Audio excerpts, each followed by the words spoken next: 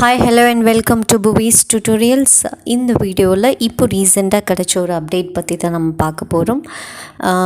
நம்மளோட education minister அவர் ரீசெண்டாக கொடுத்த ஒரு பேட்டி அதுதான் நீங்கள் இப்போ பார்க்க போகிறீங்க. அந்த கருத்துக்களை சொல்லி இந்த கருத்தின் அடிப்படையில் நாளைக்கு காலம் வர நம்முடைய மாண்பு முதலமைச்சரும் அனைத்து கருத்துக்களும் தெரிவிக்கப்படும். மாணவருடைய எதிர்காலம் எந்த அளவுக்கு முக்கியமோ அவருடைய உடல்நலமும் இந்த காலகட்டம் ரொம்ப முக்கியம்.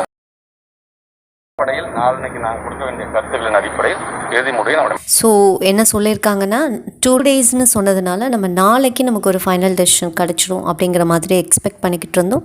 பட் இந்த 2 days அவங்க எல்லாரோட ஒப்பீனியன்ஸையும் கன்சாலிடேட் பண்ணி ஒரு டிராஃப்ட் ரெடி பண்ணி அதை ஃபைனலாக சிஎம் கையில் ஒரு ஃபைனல் டெசிஷனை அவங்க June 5 தான், அதாவது நாளை மறுநாள் தான் எடுக்க போகிறதா தெரியுது. ஸோ நாளை மறுநாள் மார்னிங் அவங்க இதெல்லாத்தையும் சப்மிட் பண்ணதுக்கு பிறகு சிஎம் எல்லாத்தையும் பார்த்துட்டு ஃபைனலைஸ் பண்ணி ஒரு டெசிஷன் எடுத்து நமக்கு அனௌன்ஸ் பண்ணுவாங்க அப்படின்னு இந்த பேட்டியிலேருந்து நமக்கு தெரியுது. ஸோ நாம் June 5 வரைக்கும் வெயிட் பண்ணி தான் ஆகணும். நிறைய ஸ்டூடெண்ட்ஸ் கமெண்ட் பண்ணுறீங்க ஸ்ட்ரெஸ்ஸாக இருக்குதுன்னு.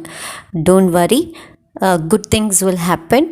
இன்னொரு அப்டேட் என்னென்னா, supreme court CBSE exam cancel ஆனது குறித்து ரொம்ப தன்னோட மகிழ்ச்சியை தெரிவிச்சிருக்காங்க. கூடவே அவங்க அந்த அப்ஜெக்டிவ் க்ரைட்டீரியா மதிப்பெண் முறை என்ன அதை பற்றி எக்ஸ்பிளைன் பண்ணுங்கள், வித்தின் 2 weeksக்குள்ளே சொல்லணும் அப்படிங்கிற மாதிரி சொல்லியிருக்காங்க. நம்ம போன வீடியோவில் கூட நான் அப்டேட் ஒன்று சொல்லியிருந்தேன். மார்னிங்கே சிபிஎஸ்சி செக்ரட்டரி இன்னும் 2 weeksக்குள்ளே இந்த க்ரைட்டீரியாவை ரெடி பண்ணி ஃபைனலைஸ் பண்ணிடுவோன்னு சொன்னாங்க. அதை தான் சுப்ரீம் கோர்ட்டும் கேட்டிருக்காங்க.